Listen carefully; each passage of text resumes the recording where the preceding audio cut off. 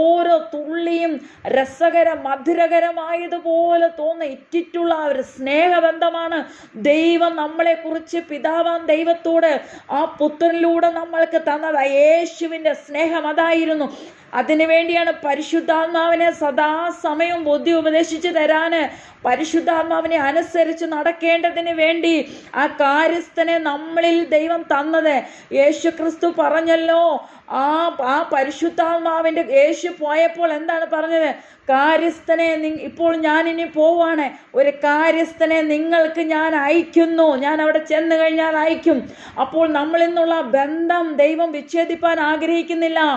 ദൈവം പഴയ നിയമത്തിലെ അല്ലെങ്കിൽ ഓൾഡ് ടെസ്റ്റമെന്റിലെ എങ്ങനെയാണ് വ്യവസ്ഥകളിൽ കൂടെ വിശ്വാസികളോട് മോശയോട് സംസാരിച്ച് വിശ്വാസികളോട് അല്ലെങ്കിൽ അബ്രഹാം വഴി തുടങ്ങിയ സംസാരം, അബ്രഹാം, ഇസ്ഹാക്ക്, യാക്കോബ് തുടങ്ങിയ ആദിപിതാക്കന്മാരിലൂടെ സംസാരിച്ച് വെച്ചത്, തൻ്റെ ഇസ്രായേൽ മക്കൾ പോലും പലയിടത്ത് അവർ വഴിതെറ്റി തലമുറകൾ പോയപ്പോഴും ദൈവം ആ മോശയിൽ കൂടെ ഇസ്രായേൽ മക്കളെ വീണ്ടും ആ ഒരു പൈശാചി കെണിയിലും കുടുക്കിലും അവർ അകപ്പെട്ടു പോവാതിരിക്കുവാന്, ഈ ശത്രുവിൻ്റെ ജഡസ്വഭാവങ്ങളിലൊന്നും അവർ ജഡത്തിൻ്റെ ഇഷ്ടത്തിന് നശിച്ചു പോവാതിരിക്കേണ്ടതിന് മോശയെ ഒരു നേതാവായിട്ട് അയക്കുന്നു.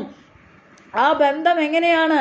ആ ഇസ്രായേൽ മക്കളോട് ദൈവം പറഞ്ഞിരുന്ന ബന്ധം എന്ന് പറഞ്ഞാല്, ദൈവത്തിന് അവരെ വിശുദ്ധമായിരിക്കണം അവരുടെ ശരീരം, അതിവിശുദ്ധമായിരിക്കണം അവരുടെ ശരീരം, അവരുടെ ആരാധന, അവരുടെ യാഗങ്ങൾ എല്ലാത്തിനും കണ്ടീഷൻ ഉണ്ടായിരുന്നു. കണ്ടീഷൻ ഇല്ലാത്ത ഒരു ആരാധനയും ദൈവം സ്വീകരിക്കത്തില്ല. അപ്പോൾ ദൂതന്മാരോട് കൽപ്പന ചെയ്ത് ദൂതന്മാർക്ക് കൽപ്പനയുണ്ട്, ദൂതന്മാർക്ക് ഉത്തരവാദിത്വമുണ്ട്. ആ കൽപ്പന പ്രകാരം മാത്രമേ അവർക്ക് സ്വർഗത്തിൽ ഹെവൻലി ബീങ്സ് ആയിട്ട് ജീവിക്കാൻ കഴിയത്തുള്ളൂ. അങ്ങനെ ദൂതന്മാർ അനുസരണക്കേട് കാണിച്ചാല് ദൈവത്തിന് അവരെ സ്വർഗത്തിൽ വെച്ചോണ്ടിരിക്കാൻ പറ്റത്തില്ല. അങ്ങനെ അനുസരണം കേട്ട ദൂതനെയാണ് വെട്ടി ദൈവം ഭൂമിയിലേക്ക് എറിഞ്ഞത്. അങ്ങനെ സ്വർഗത്തിലെ അനുസരണം കെട്ടവരെ ആരെയും ദൈവത്തിന് വേണ്ട. ദൈവത്തിൻ്റെ പദ്ധതിക്ക് വേണ്ടിയാണ് ദൈവം നമ്മളെ പണിത്, ദൈവം നമ്മളെ സൃഷ്ടിച്ചാക്കിയത്. നമ്മുടെ പദ്ധതിക്ക് വേണ്ടിയോ നമ്മുടെ തലമുറയായിട്ടുള്ള നമ്മൾ ചിലത് സമ്പാദിച്ചുണ്ടാക്കാനുള്ള ഒരു കാര്യത്തിനും അല്ല ദൈവം നമ്മളെ ഈ ഭൂമിയിൽ വെച്ചിരിക്കുന്നത്. അങ്ങനെയെങ്കിൽ ദൈവമക്കളെ, നമ്മളെ ദൈവത്തിന് ഒരുക്കിക്കൊണ്ട് ഇവിടുന്ന് പോകണം. നമ്മളിവിടെ കിടക്കാനുള്ളവരല്ല, നമ്മളെ ഒരുക്കിക്കൊണ്ട് ദൈവത്തിന് പോകണം. ആ ഒരു നിർവ്യാജ സ്നേഹം, ആ ഒരു പവിത്ര സ്നേഹമാണ് നമ്മളിന്ന് ദൈവം ആഗ്രഹിക്കുന്നത്. നമ്മുടെ ശരീരമാണ് വിശുദ്ധമായിരിക്കേണ്ടത്, നമ്മുടെ മനസ്സാണ് വിശുദ്ധമായിരിക്കേണ്ടത്, നമ്മുടെ ഹൃദയമാണ് വിശുദ്ധമായി, നമ്മുടെ ഓരോ ചിന്തനങ്ങളും ഭാവനകളും സംസാരങ്ങളും ഒക്കെ എപ്പോഴും നമ്മൾ ആരെക്കുറിച്ചൊക്കെയാണ് ഈ ഭൂമിയിൽ ചിന്തിക്കുന്നത്. നമ്മൾ നമ്മുടെ കൂട്ടുകാരെ കുറിച്ച് ചിന്തിക്കും, അവരെ എങ്ങനെ പ്രസാദിപ്പിക്കാം, ഇവരെ എങ്ങനെ പ്രസാദിപ്പിക്കാം, അല്ലെങ്കിൽ ഞാൻ ഇങ്ങനെ ചെയ്തില്ല അവരെന്ത് ചിന്തിക്കും, ഇവരെന്ത് ചിന്തിക്കും, അങ്ങനെ ഞാൻ ചെയ്തില്ലെങ്കിൽ എന്നൊക്കെ പറഞ്ഞ് പലവിധ ചിന്താഗതികളും ആവലാതികളുമാണ് നമുക്ക്. ഇതിൻ്റെ ഒന്നും ആവശ്യമില്ല. യഥാർത്ഥ പരിശുദ്ധാത്മാവ് നയിച്ച് നടത്തുന്ന ഒരു ഭക്തന്, ഒരു ദൈവ പൈതൽ ഇതിൻ്റെ ഒന്നും ആവശ്യമില്ല. അപ്പൊ പഴയ നിയമത്തില് ദൈവം വിശുദ്ധമായി തൻ്റെ മക്കളെ കണ്ടതുപോലെ തന്നെ മോശയിലൂടെ ഓരോ വിശുദ്ധ വചനങ്ങളും വ്യവസ്ഥകളും തൻ്റെ ഭക്തന്മാർക്ക് കൊടുത്തിരുന്നു. അങ്ങനെ പിതാവാം ദൈവം പുത്രനായ യേശു ക്രിസ്തുവിൽ കൂടെ നമ്മൾക്കും പുതിയ നിയമമായ കർത്താവിൻ്റെ കുഞ്ഞാട്ടിൻ രക്തത്തിൻ്റെ വിലയായ നമ്മളെ, അവൻ്റെ രക്തത്തിൻ്റെ വിലയാണ് നമ്മളെ അങ്ങനെ കൊടുക്കാൻ, പിശാചിന് കൊടുക്കാൻ, ജഡശക്തികൾക്ക് കൊടുക്കാനല്ല. ഈ വെട്ടേറ്റ് വീണ ലൂസിഫറിൻ്റെ യഥാക്രമമുള്ള ചിന്ത ഇതാണ്, ദൈവത്തിൻ്റെ ഒരേ ഒരു ചിന്ത ഇതാണ്, നമ്മളെ എങ്ങനെയെങ്കിലും എൻ്റെ മണവാട്ടിയെ, എൻ്റെ മോളെ, എൻ്റെ മോനെ ഞാനിങ്ങനെ എന്നിലേക്ക് അടുപ്പിക്കാമോ എന്ന് ഓർത്ത് ഇങ്ങനെ എപ്പോഴും ചിന്തിച്ചുകൊണ്ടിരിക്കുക. ദൈവം എപ്പോഴും കാതോർത്തുകൊണ്ടിരിക്കുക. ഭക്തന്മാരുടെ പ്രാർത്ഥനയ്ക്ക് വേണ്ടി, ഭക്തന്മാരുടെ സംസാരത്തിന് വേണ്ടി, ഭക്തന്മാരുടെ ആരാധനയ്ക്ക് വേണ്ടി, ഭക്തന്മാരുടെ ഉത്തരവാദിത്തങ്ങൾ ദൈവം ഏൽപ്പിച്ചത് അവർ ചെയ്യുന്നുണ്ടോ? എൻ്റെ മോൾ എൻ്റെ വാക്ക് കേട്ട്, എൻ്റെ മോൻ എൻ്റെ വാക്ക് കേട്ട് ഇന്ന കാര്യങ്ങൾ ചെയ്യുന്നുണ്ടോ? അവരെൻ്റെ ആലോചനയ്ക്ക് വേണ്ടി ചെവി ചായ്ക്കുന്നുണ്ടോ? അവർ പ്രാർത്ഥനയ്ക്ക് വേണ്ടി മുട്ടുമടക്കുന്നുണ്ടോ? എപ്പോഴവർ പായിട്ട് എനിക്ക് എൻ്റെ സന്നിധാനത്തിൽ മുട്ടുമടക്കി പ്രാർത്ഥിക്കൂ എന്നോർത്ത് ഇങ്ങനെ ചെവി കോർത്ത് ദൈവം ഓർത്തിരിക്കുകയാണ്. അതുപോലെ തന്നെ അപ്പുറത്ത് മറ്റവനും ഇരിപ്പുണ്ട് കേട്ടോ. ഈ വീണ, ഈ പിശാച്, ഈ ലൂസിഫർ, നെഗളിയാണ് അവന്. അവന് സ്വർഗത്തിൽ താഴാൻ വയ്യായിരുന്നു. നമ്മൾ പറഞ്ഞല്ലോ, ഞാൻ ഈ വചനം വിട്ടാണ് ഇപ്പോൾ പോയിരിക്കുന്നത്. ഈ കുറിവാക്യത്തിലേക്ക് ഞാൻ വരാൻ ആഗ്രഹിക്കുന്നു. 26 വാക്യം, മത്തായി 20:26 വാക്യം, നിങ്ങളിൽ അങ്ങനെ അരുത്. അപ്പൊ അവരോട് പറഞ്ഞു, 25 യേശുവോ അവരെ അടുക്കെ വിളിച്ചു, ജാതികളുടെ അധിപന്മാർ അവരിൽ കർത്തൃത്വം ചെയ്യുന്നു എന്നും മഹത്തുക്കൾ അവരുടെ മേൽ അധികാരം നടത്തുന്നു എന്നും നിങ്ങൾ അറിയുന്നു. നിങ്ങളിൽ അങ്ങനെ അരുത്. നിങ്ങൾ ദൈവമക്കളാണ്. നിങ്ങളിൽ മറ്റൊരുവൻ കർത്തൃത്വം ചെയ്യുവാനോ അധികാരം ചെയ്യുവാനോ ഒന്നും നമ്മളെ ഈ ഭൂമിയിൽ ദൈവം വെച്ചിട്ടില്ല. ജാതികൾ അത് ചെയ്യുന്നു. നിങ്ങളിൽ അങ്ങനെ അരുത്. നിങ്ങൾ മഹാനാകുവാൻ ഇച്ഛിക്കുന്നവനല്ല, നിങ്ങളുടെ ശുശ്രൂഷക്കാരനാകണം. നിങ്ങളിൽ മഹാനാകുവാൻ ഇച്ഛിക്കുന്നവൻ ആരെല്ലാം മഹാനാകുവാൻ ആഗ്രഹിക്കുന്നുവെങ്കിൽ എന്ത് ചെയ്യണം? അവരാദ്യം ശുശ്രൂഷക്കാരനാകണമെന്നാണ് പറയുന്നത്. അതോടൊപ്പം തന്നെ നിങ്ങളിൽ മഹാനാകുവാൻ ഇച്ഛിക്കുന്നവനെല്ലാം നിങ്ങളുടെ ശുശ്രൂഷക്കാരനാകണം. നിങ്ങൾ ഒന്നാമനാകുവാൻ ഇച്ഛിക്കുന്നവനെല്ലാം നിങ്ങളുടെ ദാസനാകണം. അപ്പോൾ നമ്മൾ ഒന്നാമനാകാൻ ആഗ്രഹിക്കുന്നുണ്ടോ? എവിടെ ഒന്നാമനാവാനാണ് നമ്മൾ ആഗ്രഹിക്കുന്നത്? ഭൂമിയിലാണോ സ്വർഗത്തിലാണോ? എനിക്ക് ഒന്നാമനാകണം. പൗലോസ് പറയുന്നു, ഞാൻ എൻ്റെ പരമവിളിയുടെ ഉദ്ദേശത്തിനായി ഞാൻ വിരുദിലേക്ക് ഓടിക്കൊണ്ടിരിക്കുകയാണ്. ഞാൻ വല്ലതും പിടിക്കാമോ എന്ന് വെച്ച് ഞാൻ മുന്നോട്ട് ആഞ്ഞുകൊണ്ടിരിക്കുകയാണ്. പരമവിളിയുടെ മുന്നേറ്റത്തിനായിട്ട് പുറകിലുള്ളതെല്ലാം ഞാൻ എറിഞ്ഞു, ഞാൻ ചപ്പൊന്നും ചവർന്നു വേണ്ടെന്ന് എൻ്റെ ചിന്ത, എൻ്റെ ഭാരം, ഞാൻ ആരെ പ്രസാദിപ്പിക്കാൻ, ഞാൻ ആർക്ക് കൊടുക്കാം, എന്ത് ചെയ്യാം, എങ്ങനെ ചെയ്യാന്നുള്ള എല്ലാ ചിന്താഗതികളും എല്ലാം ചപ്പും ചവറുമായിട്ട് കണ്ടുകൊണ്ട് ഒരു ദൈവഭൃത്യൻ വിളിച്ചു പറയാണ്, ഞാൻ എങ്ങനെയെങ്കിലും പരമവിളിയുടെ വിരുദിനായി ഞാൻ മുന്നോട്ട് കുതിച്ചുകൊണ്ടിരിക്കുകയാകുന്നു. വല്ല വിധേനയും അത് പിടിക്കാമെന്നോ എന്ന് വെച്ച് ഞാൻ മുന്നോട്ട് കുതിക്കാന്നു. ഓരോ നിമിഷം ഓരോ ഭക്തന്റെ, ഓരോ ദൈവ മക്കളുടെയും ഉദ്ദേശം ഇതായിരിക്കണം. മുന്നോട്ട് കുതിക്കുക, ആത്മാവിൽ കുതിക്കുക, വല്ല വിധേനയും ദൈവത്തെ പ്രസാദിപ്പിക്കുക. ആ സ്നേഹത്തിലേക്ക് നമ്മൾ ആയിത്തീരുക എന്നുള്ളൊരു ഉദ്ദേശം മാത്രം നമ്മളിലായിരിക്കണം. അപ്പോൾ ഈ ലോകത്തിലെ കൊതിയോ ആഗ്രഹങ്ങളോ ഒന്നും നമ്മൾക്ക് പാടില്ല. യേശുക്രിസ്തു തന്നെ ആ അമ്മയുടെ 2 പുത്രന്മാരോട് അങ്ങനെയാണ് പറയുന്നത്. ആ പുത്രന്മാരെ കുറിച്ച് ഇങ്ങനെയാണ് പറയുന്നത്. ആരായിരുന്നു ആ പുത്രന്മാർ? നമ്മൾ വായിച്ചല്ലോ. സെബദി പുത്രന്മാരുടെ അമ്മയാണ് തൻ്റെ പുത്രന്മാരെ കുറിച്ച് പറയുന്നത്. ഒരാൾ നിന്റെ വലത്തും ഒരാൾ നിന്റെ ഇടത്തും ഇരിക്കട്ടെ എന്ന് യേശുക്രിസ്തുവിനോട് തൻ്റെ അമ്മ ചോദിക്കുകയാണ്, അപേക്ഷിക്കുകയാണ്. അപ്പോഴാണ് പറയുന്നത്, അതൊന്നും ചെയ്യുവാൻ പറ്റത്തില്ല. എൻ്റെ പിതാവ് ഇച്ഛിക്കുന്നവൻ മാത്രമേ എൻ്റെ ഇടത്തും വലത്തും ഇരിക്കുകയുള്ളൂ. ദൈവമാണ് ഓരോരുത്തർക്കും സ്വർഗത്തിൽ പ്രതിഫലം കൊടുക്കേണ്ടത്. നമ്മൾ ചെയ്ത പ്രവൃത്തിക്കനുസരിച്ച് മാത്രമേ, ദൈവിക വേലയ്ക്കനുസരിച്ച് മാത്രമേ നമ്മൾ ദൈവത്തിൻ്റെ ഉദ്ദേശപ്രകാരം, ആലോചന പ്രകാരം എത്രമാത്രം വേല ചെയ്തോ. ദൈവത്തിൻ്റെ ശബ്ദം കേട്ടുകൊണ്ട് നമ്മുടെ ഇഷ്ടത്തിനും കൊതിക്കുമൊന്നും ആവരുത്. ദൈവത്തിൻ്റെ ശബ്ദം കേട്ട് യഥാസമയവും കാതോർത്തിരുന്ന ആലോചന കേട്ട് നമ്മൾ ദൈവത്തിൻ്റെ വേല ചെയ്യുന്നവരുടെ കൂട്ടത്തിലാണെങ്കിൽ ദൈവം ഒരു പ്രതിഫലം നമ്മൾക്ക് വെച്ചിട്ടുണ്ട്. അത് ദൈവം തന്നോളും.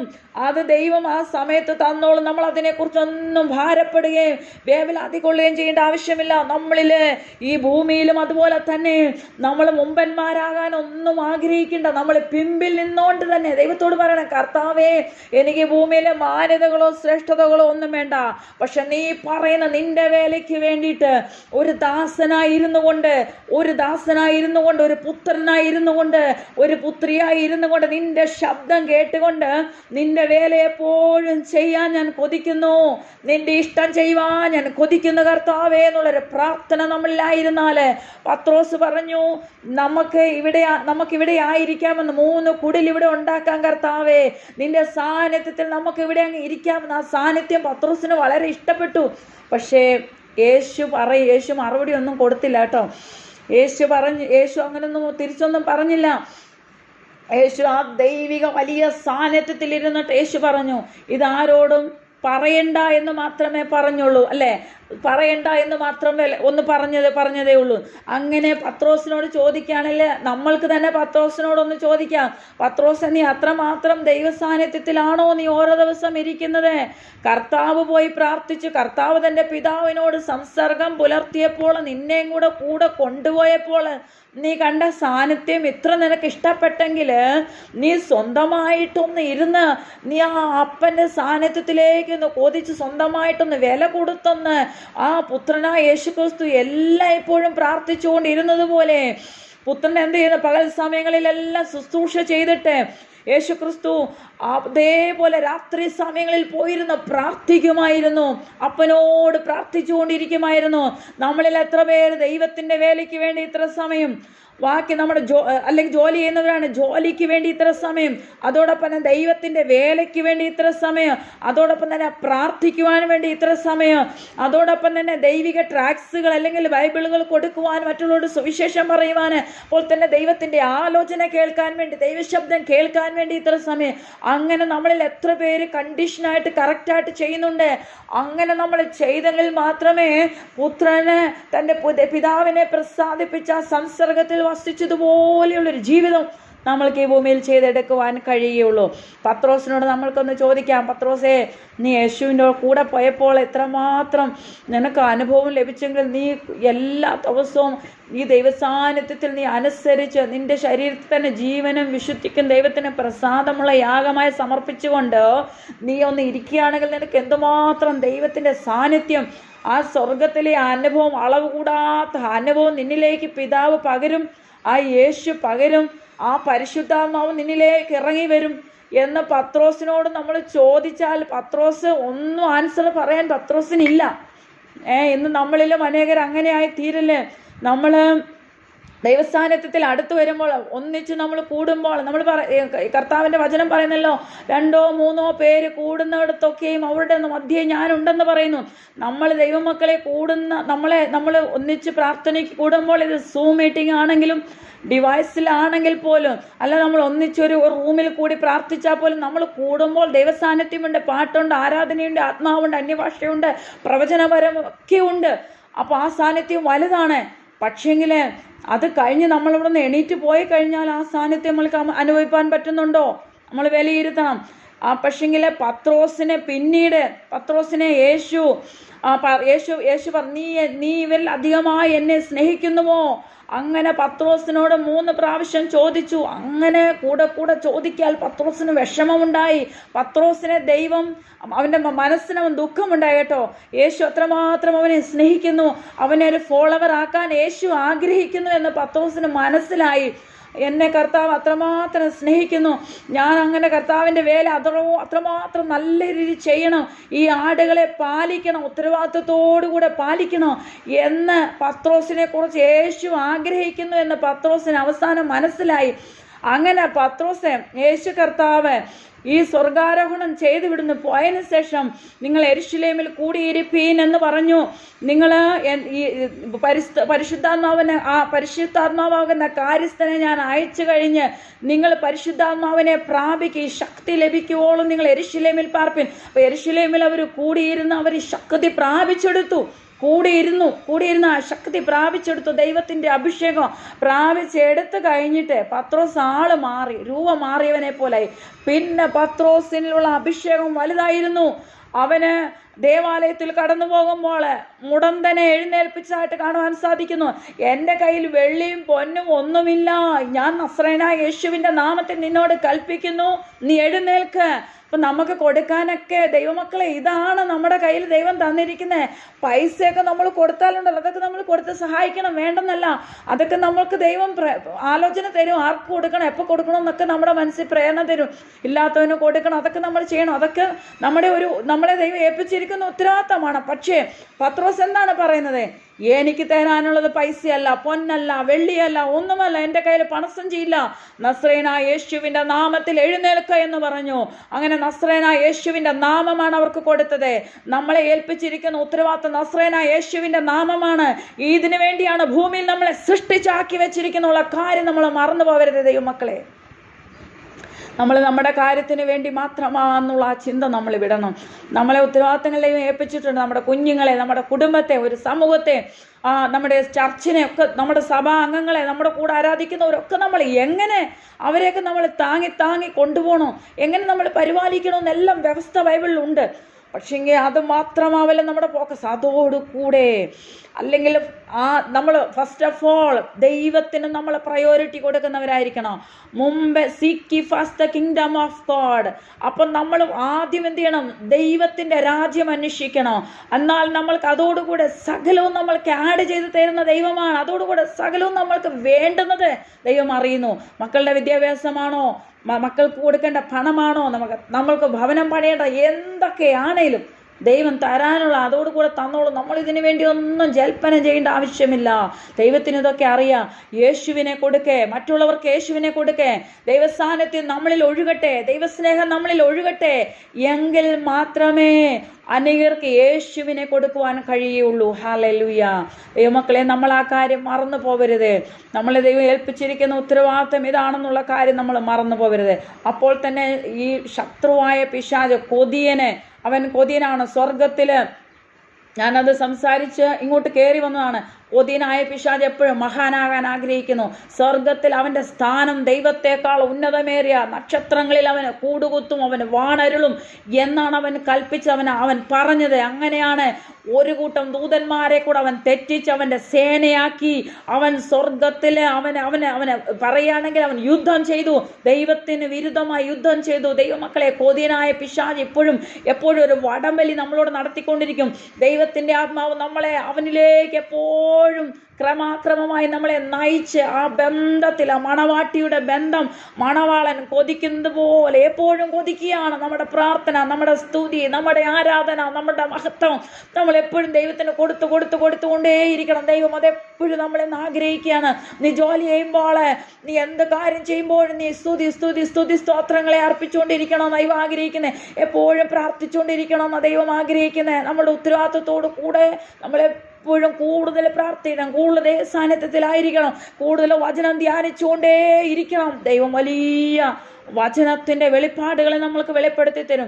ദൈവത്തിൻ്റെ വലിയ ആലോചനകളെ ദൈവം വെളിപ്പെടുത്തി തരും. അതാണ് ദൈവം ആഗ്രഹിക്കുന്ന മണവാട്ടി, തൻ്റെ ഭക്തൻ, തൻ്റെ കുഞ്ഞ്, തൻ്റെ പുത്രൻ എന്നാണ് പറയുന്നത്. അതുപോലെ ബന്ധമാണ് ദൈവം ആഗ്രഹിക്കുന്നത്. ആ ബന്ധത്തിന് വേണ്ടിയാണ് ദൈവം നമ്മളെ ഈ ഭൂമിയിൽ ആക്കി വെച്ചിട്ടത് ദൈവം കൊതിച്ചുകൊണ്ടിരിക്കുക. അല്ല, ദൈവം വേറെ ഏതോ ബാനഗോളങ്ങളെ താണ്ടി വേറെ ഒരു സ്ഥലത്തിരിക്കുന്നു, നമ്മൾ എത്രയോ കോടാനുകൂടി ദൂരത്തിരിക്കുന്നു. അങ്ങനെയുള്ള ചിന്തയെ നമുക്ക് വേണ്ട.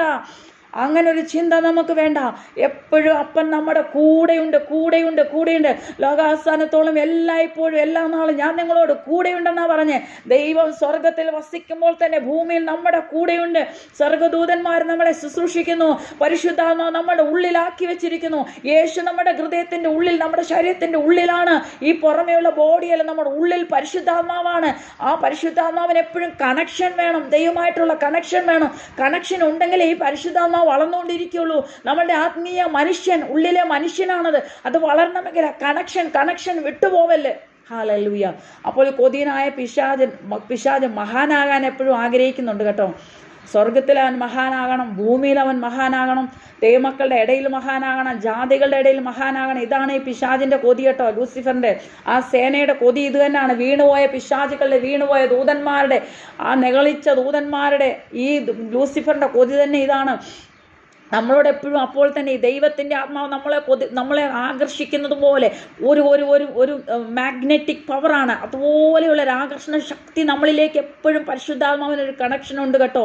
നമ്മളിൽ പരിശുദ്ധാത്മാവാകുന്ന മന്ദിരം നമ്മളുടെ ശരീരത്തിൽ, അല്ലെ നമ്മുടെ ഈ മന്ദിരത്തിൽ പരിശുദ്ധാത്മാവ് വസിച്ചിരിക്കുക, ആക്കി വെച്ചിരിക്കുക. അപ്പോൾ ഈ കണക്ഷൻ എപ്പോഴും ദൈവമായിട്ട് ആ ബന്ധം നമ്മളെ ബന്ധിപ്പിച്ചുകൊണ്ടിരിക്കുക. നമ്മളിൽ പ്രാപിച്ച ഈ അഭിഷേകം, നമ്മളിലുള്ള ഈ പരിശുദ്ധാത്മാവാണ് നമ്മളെ ഗൈഡ് ചെയ്തുകൊണ്ടിരിക്കുന്ന. ഈ പരിശുദ്ധാത്മാവ് നമ്മളിലുണ്ട്. അത് നമ്മളെ എപ്പോഴും ദൈവമായിട്ട് ഇങ്ങനെ കണക്ട് ചെയ്യിച്ചുകൊണ്ടിരിക്കും കേട്ടോ. അതിന് നമുക്ക് പ്രാർത്ഥന ആവശ്യമാണ്, അതിന് നമ്മൾക്ക് ആരാധന ആവശ്യമാണ്, ദൈവിക സംസർഗം ആവശ്യമാണ്, ആ കൂട്ടായ്മ ആവശ്യമാണ്. അപ്പോൾ തന്നെ കൊതിയനായ പിശാച് എപ്പോഴും അതേപോലെ ദൈവം നമ്മളെക്കുറിച്ച് ആഗ്രഹിക്കുന്ന പോലെ അവൻ ആഗ്രഹിക്കുന്ന അവനിലേക്ക് നമ്മളെ ആകർഷിച്ചുകൊണ്ടിരിക്കും. നമ്മുടെ മനസ്സിൽ ഓരോന്നോരോന്ന് കൊച്ചു കാര്യങ്ങൾ അവൻ പറഞ്ഞുകൊണ്ടിരിക്കും. നമ്മുടെ ചെവിയിൽ ഓരോന്നോരോന്ന് കൊച്ചു കാര്യങ്ങൾ മന്ത്രിച്ചുകൊണ്ടിരിക്കും. കണ്ടോ, നിന്നെക്കുറിച്ച് അവൾ അത് പറഞ്ഞു കേട്ടോ, നിന്നെക്കുറിച്ച് അവനത് പറഞ്ഞു കേട്ടോ. ഇങ്ങനെ നമ്മുടെ മനസ്സിൽ പറഞ്ഞുകൊണ്ടിരിക്കും. കണ്ടോ, നീ ഇത്രയും സ്നേഹിച്ചിട്ടും പറഞ്ഞ ശബ്ദം കേട്ടോ, ഇങ്ങനെ പറഞ്ഞുകൊണ്ടിരിക്കും. ദൈവമക്കളെ, അവൻ മഹാനാവാൻ ആഗ്രഹിക്കുന്നത് നമ്മളെ. അവൻ ഇത്രയേ ഉള്ളൂ. ദൈവം അവനെ വെട്ടി വീഴ്ത്തിയപ്പോൾ മുതലേ ദൈവത്തിൻ്റെ മക്കളെ അവനെ വല്ല വിധേനെ അവരെ പിടിച്ചെടുത്ത് അവൻ്റെ പക്ഷത്താക്കാനും കൊതിച്ചുകൊണ്ടിരിക്കുകയാണ്. അപ്പോൾ ദൈവത്തിൻ്റെ സന്തതിയെ എങ്ങനെയെങ്കിലും ദൈവം അങ്ങനെ അവനോട് ചെയ്തതിന്, ഈ കൊതിയനോട് അങ്ങനെ ദൈവം ചെയ്ത് വെട്ടേറ്റ് അവനെ വീഴ്ത്തിയിട്ടിരിക്കുകയാണ്. അപ്പോൾ അവനെ കാൽവരി ക്രൂശിൽ പോലും അവൻ്റെ തല തകർത്തിട്ടിരിക്കുകയാണ് യേശുക്രിസ്തു. അവനെ ജയോത്സവം കൊണ്ടാടിയതാണ് യേശുക്രിസ്തു. ഈ പിശാചിന് ഇപ്പോൾ ഒരേ ഒരു ലക്ഷ്യമേ ഉള്ളൂ, എങ്ങനെയും ദൈവമക്കളെ തെറ്റിക്കണം. ദൈവമക്കളെ അവൻ്റെ കൂടെ കൊണ്ടുപോകണം. ദൈവത്തോടുള്ള യുദ്ധമാണിത്. ദൈവത്തോടുള്ള യുദ്ധമാ നമ്മളെ കൊണ്ടുപോകാന്നുള്ളത്. അപ്പോൾ ദൈവത്തിൻ്റെ സൃഷ്ടിയായ നമ്മളെ, ദൈവത്തിൻ്റെ മണവാട്ടിയായ നമ്മളെ, ദൈവത്തിൻ്റെ കൺമണികളാണ് നമ്മൾ, ദൈവത്തിൻ്റെ കൃഷ്ണമണികളാണ് നമ്മൾ. ഈ കൃഷ്ണമണികളായ നമ്മളെ എങ്ങനെയും തട്ടി പറിച്ചുകൊണ്ട് പോകാനാണ് ഈ പിശാച് നോക്കുന്നത്. നമ്മൾ നമ്മുടെ കുഞ്ഞുങ്ങളെ ആർക്കെങ്കിലും വിട്ടുകൊടുക്കും. നമ്മുടെ ചാരത്ത്, നമ്മുടെ മടിയിൽ നമ്മൾ ഉമ്മ കൊടുത്ത് ഒക്കെ നമ്മുടെ ചൂട് കൊണ്ട് നമ്മൾ വളർത്തിയ നമ്മുടെ പൊന്നോമന കുഞ്ഞുങ്ങളെ നമ്മൾ ആർക്കെങ്കിലും വിട്ടുകൊടുക്കുമോ? ആരെയും വിട്ടുകൊടുക്കോ? ഞാൻ വിട്ടുകൊടുക്കത്തില്ല. നിങ്ങൾ ആരും വിട്ടുകൊടുക്കത്തില്ല. ആർക്കും, ഒരു ദുഷ്ടനും ഒരു പിശാചും ദുഷ്ടനും അല്ല ഞാൻ ഉദ്ദേശിച്ചത്, മനുഷ്യർക്ക് ആർക്കും വിട്ടുകൊടുക്കത്തില്ല. ആരെങ്കിലും അവരുടെ ആരുടെയും വീടുകളിൽ പോലും കുഞ്ഞുങ്ങൾ മമ്മി ഞാനൊന്ന് പൊക്കോട്ടെ, അല്ലെ പപ്പ ഞാനൊന്ന് കളിക്കാൻ പൊക്കോട്ടെ എന്ന് ചോദിച്ചാൽ പോലും നമ്മുടെ ദൃഷ്ടി അവരുടെ മേലുണ്ട്. നമ്മൾ 10 വട്ടം അവരെ വിളിക്കും, മോനെ നീ അവിടെ ഉണ്ടോടാന്ന് ചോദിക്കും അല്ലേ? നമ്മൾ വിട്ടുകൊടുക്കുമോ നമ്മുടെ കുഞ്ഞുങ്ങളെ ആർക്കെങ്കിലും? കളിക്കുക അല്ലെങ്കിൽ അവരുടെ ശബ്ദം നമ്മൾ കേട്ടോണ്ടിരിക്കണം. അയലോക്കത്തുമല്ല കളിക്കുന്നെങ്കിൽ പോലും അയലോക്കത്ത് നമ്മൾ ഇടയ്ക്കിടയ്ക്ക് അമ്മമാരാണെങ്കിൽ കിച്ചൺ വിട്ടിട്ട് ആ തിണ്ണയിൽ ഇറങ്ങി മുറ്റത്തിറങ്ങി കൂടെ നോക്കും. അപ്പന്മാരാണേലും അതുപോലെ അവരെ അങ്ങനെ വിടത്തില്ല. നമ്മൾ നമ്മുടെ കുഞ്ഞുങ്ങളെ ഒരു മനുഷ്യൻ്റെ കയ്യിലും ചതിയിലും അകപ്പെടാൻ നമ്മൾ ആഗ്രഹിക്കുന്നില്ലെങ്കിൽ പിതാവാൻ ദൈവം പുത്രനായ യേശുക്രിസ്തു നമ്മളെക്കുറിച്ച് അത് ആഗ്രഹിക്കുന്നില്ല പിശാചിന് വിട്ടുകൊടുക്കാൻ. പിശാച് കൊതിയനും ചതിയനും കള്ളത്തരം കാണിക്കുന്ന മനുഷ്യനെ പിടിച്ചുകൊണ്ട് പോകുന്നവനാണ് അവന് വിട്ടുകൊടുക്കാൻ ദൈവം ആഗ്രഹിക്കത്തില്ല. അപ്പോൾ അവൻ്റെ ഒരേ ഒരു ലക്ഷ്യമുള്ളൂ, എങ്ങനെയെങ്കിലും ഈ ദൈവത്തിൻ്റെ ശത്രുവായ പിശാച് നമ്മളെ കൊണ്ടാൻ വേണ്ടി നമ്മുടെ മനസ്സിലും ഹൃദയത്തിലും ഇങ്ങനെ എപ്പോഴും കൊച്ചു മന്ത്രങ്ങൾ ചെയ്തുകൊണ്ടിരിക്കും, എപ്പോഴും ചിന്തിപ്പിച്ചുകൊണ്ടിരിക്കും നമ്മളെ നമ്മുടെ ഏകാഗ്രത തെറ്റിക്കുക എന്നുള്ളതാണ് അവൻ്റെ ഇഷ്ടം, അവൻ്റെ ഉദ്ദേശം. നമ്മൾ പ്രാർത്ഥിച്ചുകൊണ്ടിരിക്കലേ ഏതാ സമയം, നമ്മൾ വചനം വായിച്ചുകൊണ്ടിരിക്കലേ, നമ്മൾ പല വിഷയങ്ങളും പ്രശ്നങ്ങളും കുടുങ്ങി ഇങ്ങനെ ടെൻഷൻ അടിച്ചുകൊണ്ടിരിക്കണം. അതാണ് പിശാചിൻ്റെ ഉദ്ദേശം. അത് നമ്മൾ തിരിച്ചറിയണം. അവൻ ചതിയനാണ്.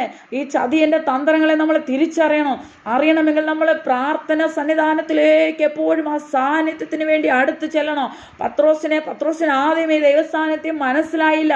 അതുകൊണ്ടാണ് പത്രോസ് പറഞ്ഞത്, ഇവിടെ 3 കുടിലുകൾ ഉണ്ടാക്കാൻ നമുക്ക് ഇവിടെ തന്നെ അങ്ങ് ഇരിക്കാമെന്ന് പറഞ്ഞ. പത്രോസേ, നീ അവിടെ തന്നെ ഇരുന്നില്ലേലും നീ വേല ചെയ്യുന്ന ഇടത്തും ഈ പിതാവാം ദൈവം പുത്രനാം യേശുക്രിസ്തു ഈ പരിശുദ്ധാത്മാവിന്റെ സാന്നിധ്യം ഇറങ്ങി വരും. അത് പത്രോസിന് അറിയത്തില്ലായിരുന്നു.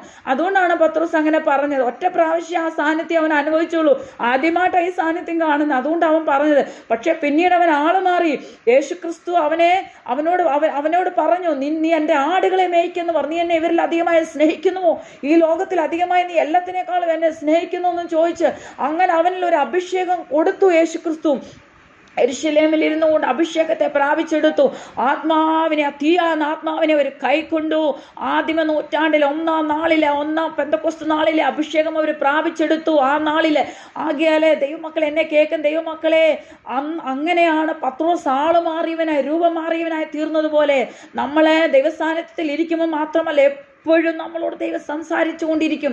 ആ ഒരു കണക്ഷനാണ് ദൈവം ആഗ്രഹിക്കുന്നത്. അതുപോലെ കണക്ഷനാണ് പിശാച് നമ്മളെ കൊണ്ട് ആഗ്രഹിക്കുന്നത്. അവനിലേക്കുള്ള കണക്ഷൻ നമ്മൾ മറന്നു പോകരുത്. അതിൽ നമ്മൾ പിശാചിൻ്റെ തന്ത്രങ്ങളെ തിരിച്ചറിയണം, അവൻ്റെ യുക്തികളെ തിരിച്ചറിയണം.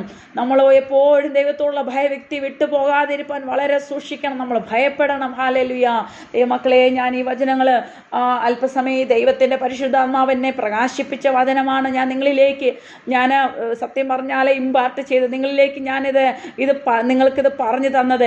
ആകയാൽ ഈ വചനങ്ങൾ ഓരോന്നും നമ്മുടെ ജീവിതത്തിൽ നിങ്ങൾക്കും വലിയ അനുഭവങ്ങൾ ഇതുപോലെ എന്നെക്കാൾ അധികമായി പറയാനുള്ളവരാണ്. അവസരം കിട്ടിയാൽ ഒത്തിരി പറയാനുള്ളവർ എനിക്കറിയാം. ഇങ്ങനെ ഓരോ അനുഭവങ്ങളും നമ്മൾ പ്രാപിച്ച് അനേകർക്ക് നമ്മൾ പകർന്നു കൊടുക്കണം. അതിനുവേണ്ടി യേശു ക്രിസ്തുവിനെ കൊടുക്കണം. പത്രോസ് ചെയ്തതുപോലെ പൊന്നും വെള്ളിയൊന്നും കൊടുക്കണ്ട. അത് ഉണ്ടെങ്കിൽ കൊടുത്താൽ മതി, തന്നെങ്കിൽ കൊടുത്താൽ മതി, കയ്യിൽ ഉണ്ടെങ്കിൽ കൊടുത്താൽ മതി. ഇല്ലെങ്കിൽ നമുക്ക് ടെൻഷൻ വേണ്ട. കർത്താവ് യേശു ക്രിസ്തുവിനെ കൊടുക്കുക, അവൻ്റെ നാമത്തെ കൊടുക്കുക, അവനെ പരിചയപ്പെടുത്തി കൊടുക്കുക, അഭിഷേകം കൊടുക്കുക. അങ്ങനെ നമ്മൾ ചെയ്താലുണ്ടല്ലോ കർത്താവിൻ്റെ രാജ്യം നമ്മൾ പണിയാണ്. ഹല്ലേലൂയ. ഈ വചനങ്ങളാൽ ദൈവം നമ്മളെ ഏവരെയും അനുഗ്രഹിക്കട്ടെ. എത്രത്തോളം സമയം അനുവദിച്ചെന്ന എല്ലാവർക്കും ഇതിൻ്റെ പിന്നിൽ അധ്വാനിക്കുന്ന പ്രത്യേകിച്ച് സന്ധ്യ സിസ്റ്ററെ, പ്രത്യേകിച്ച് ഡാലസ് പ്രെയർ ലൈനിലുള്ള എൻ്റെ സ്നേഹം അറിയിക്കുന്നു. ഒരു വാക്ക് ഞാൻ പ്രാർത്ഥിച്ച് നിർത്താനായിട്ട് ആഗ്രഹിക്കുന്നു. മഹാപരിശുദ്ധന് നിത്യമായ ഞങ്ങളുടെ നല്ല ദൈവമേ, നല്ല സമയത്തിനായി ദൈവത്തെ സ്തുതിക്കുന്നു. ദൈവത്തിൻ്റെ പരിശുദ്ധ ആത്മാവ് ഞങ്ങളോട് സംസാരിച്ചുകൊണ്ടിരുന്ന, കൃത്യമായി ഇടപെട്ടുകൊണ്ടിരുന്ന പോര കർത്താവെ, ഇനി ഞങ്ങളോട് സംസാരിക്കണമേ. നിന്റെ ആലോചനകൾ ഞങ്ങളിൽ നിന്ന് കുറഞ്ഞു പോവല്ലേ കർത്താവേ. നീ ഞങ്ങളെയും കൊണ്ട് ആഗ്രഹിക്കുന്നത് കർത്താവെ വലിയ സ്നേഹമാണപ്പാ. ആ നിന്റെ വലിയ സ്നേഹം ഞങ്ങളിലേക്ക് നീ പകർന്നു. ആ സ്നേഹം നഷ്ടപ്പെട്ട് കളയാതെ ആ സ്നേഹത്തിൽ തന്നെ നിന്ന് ഞങ്ങൾ നീയുമായിട്ടുള്ള കൂട്ടായ്മ ബന്ധത്തിൽ എപ്പോഴും ബന്ധം പുലർത്തിയ, സംസർഗം പുലർത്തി അപ്പാ ജീവിപ്പാനാണ് നീ ഞങ്ങളെക്കുറിച്ച് ആഗ്രഹിക്കുന്നത്. അത് വല്ല വിധേനയും ഈ ജഡശരീരം ഞങ്ങളെ എപ്പോഴും ജഡത്തിന് ഉതകുന്ന രീതിയിൽ ഞങ്ങളെ ജഡത്തിൻ്റെ പ്രവൃത്തികൾക്ക് വേണ്ടി ഞങ്ങളെ വലിക്കും. പക്ഷെ അതെല്ലാം ഞങ്ങൾ തിരിച്ചറിയുവാൻ ആത്മസ്വഭാവം ധരിച്ചുകൊണ്ട് കർത്താവേ, ഞങ്ങൾ നിന്റെ സ്വഭാവമുള്ളവരായി എപ്പോഴും തീരുവാന് ഞങ്ങളിൽ അടിയറ പറയേണ്ട ഓരോ സ്വഭാവങ്ങളും, ഞങ്ങൾ ജഡത്തിൻ്റെ സ്വഭാവങ്ങളെ അടിയറ പറഞ്ഞുകൊണ്ട് മരിപ്പിച്ചുകൊണ്ട് ആത്മാവിൽ ഞങ്ങൾ ജഡ സ്വഭാവങ്ങളെ മരിപ്പിക്കണം. ഞങ്ങളുടെ ശരീരത്തിൻ്റെ സ്വഭാവങ്ങളെ മരിപ്പിച്ചുകൊണ്ട് ഞങ്ങൾ ആത്മാവിൽ വളരുവാൻ ഞങ്ങളെ സഹായിക്കണമേ. അങ്ങനെ അങ്ങയുടെ രാജ്യത്തിന് വേണ്ടി ഞങ്ങളെ